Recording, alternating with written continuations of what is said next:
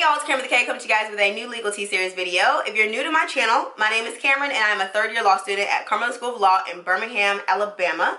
Don't worry, I will still be doing these videos even though I will be graduating in May. Yay! Don't look at my thumb, my nails need to be done. But the purpose of my Legal Tea Series videos are to help people to get to law school and get through law school. And of course, once I graduate, I'll be able to give a perspective of the transition from law school to actually practicing as an attorney. And first studying for the bar.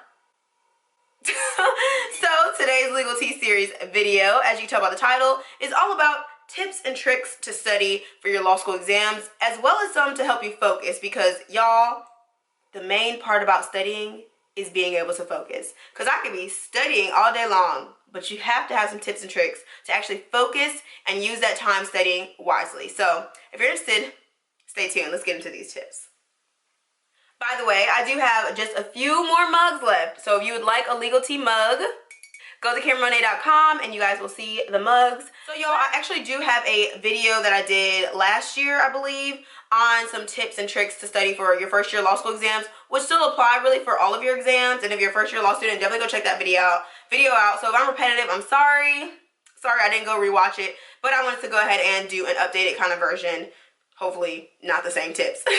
So let's get into this first tip, is to create a designated study place. So basically you need an area where you know if you sit there, you feel like studying, you're in the study mode, you're not distracted. It's just like your designated study area, place, location.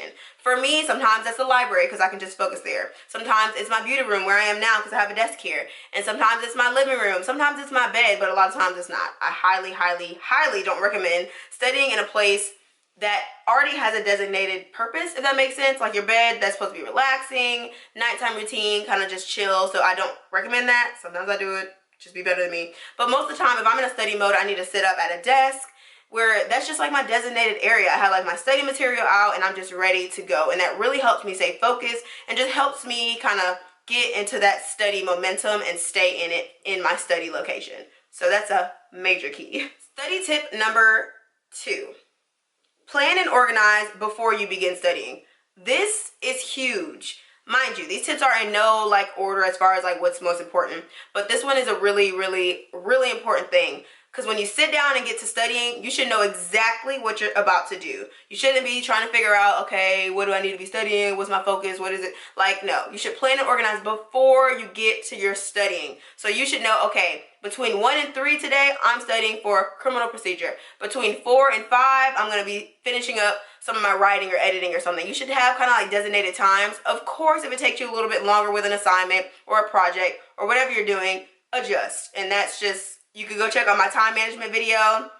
I'll link it in the cards. Look at me trying to use the cards. Hopefully I actually use it. I always forget.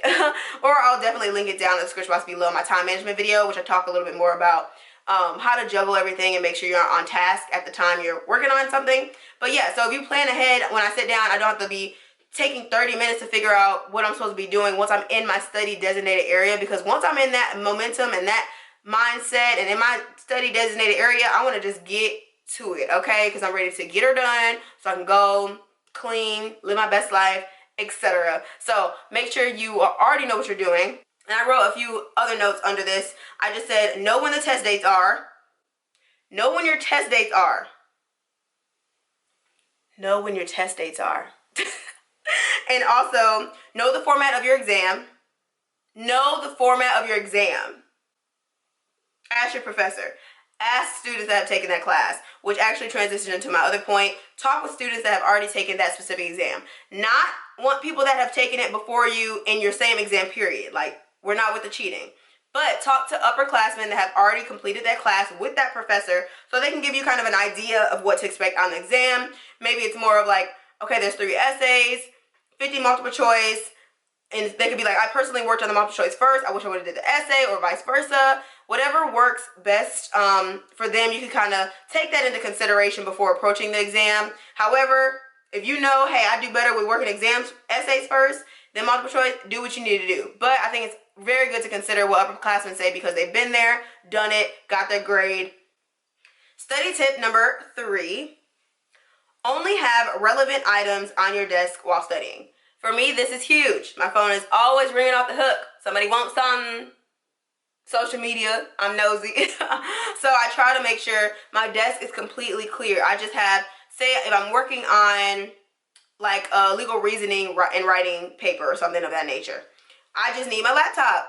I don't need 3 notebooks, my planner, 18 highlighters, 70,000 pencils and color pens. I don't need all that, okay? I just need my laptop. And maybe if I have like some articles or cases printed out, I'll have that as well. But depending on the class you're studying for and what type of studying you're doing, you might only need a book. So I might just say, hey, you know, I only need the books. Or I might just need to print out the PowerPoints and say, I don't want to get distracted with anything else on my computer or on my phone. Let me just print out what I need from my laptop, have those out. If you do want some colored pens, I do that with some classes. Do what you need to do. But as long as your desk is clear of all that clutter, you'll be less likely to be distracted. So it's so important to only have what you actually are working on and what you actually need on your desk and in your study area in general. Tip number 4. Find a method that works for you and stick with it. So what this means is when you're studying, find a method that works for you and stick with it. So some people do better with flashcards.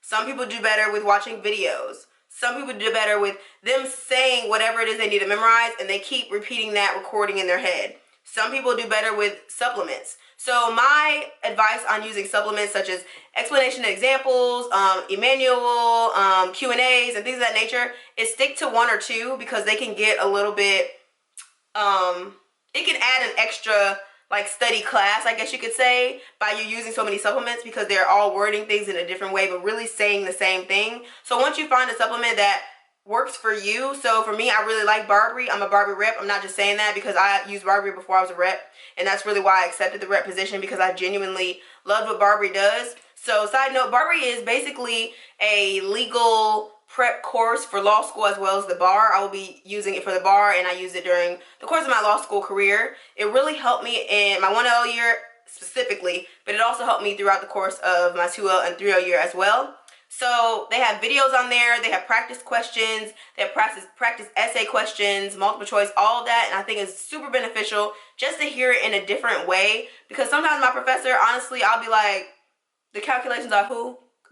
What? Like, I don't know what you're saying, so I need to hear it in a different way, and I'm like, oh, that's what he meant? Like, why didn't he just say that? Like, bruh, I know y'all can feel me. Do anybody else feel me? Like, sometimes the professor be talking to you like, the sky is blue. Why didn't you just say that? Like, bruh. So I love how there's other ways to study, such as Barberry or whatever other resource you use, Kaplan, Themis, whatever the case may be. Find what works for you and stick with it. For me, Barberry videos did it. They summarized things. I was able to get the black letter law, the big picture from them, and then also take my notes from my professor to cater my outline and my study material to my professor, but in a way I could understand it with other resources, putting it together as one.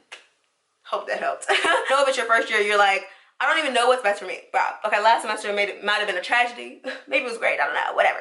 But just practice, and then as you're doing, say, flashcards worked good for me for like torts, because I needed to memorize the definitions of things. Just like for property, flashcards just worked for me. I used QuizNote to make flashcards, and sometimes I wrote them. It kind of just depend. But I think I noticed that when I was using the flashcards, I actually was memorizing as opposed to when I was just reading the outline. However, in other classes, reading the outline, I was able to understand it. So that's why a lot of people say start studying way in advance. Like, you should already be studying at this point. It is April 7th. You should have been studying. I'm so sorry if you just now started. You'll be fine. But like, get to studying, sis. Bro, y'all too. So get to studying ASAP. But don't freak out. It's fine. Like, you have time. Just cater your schedule to your exam dates and you'll be fine. Tip number 5.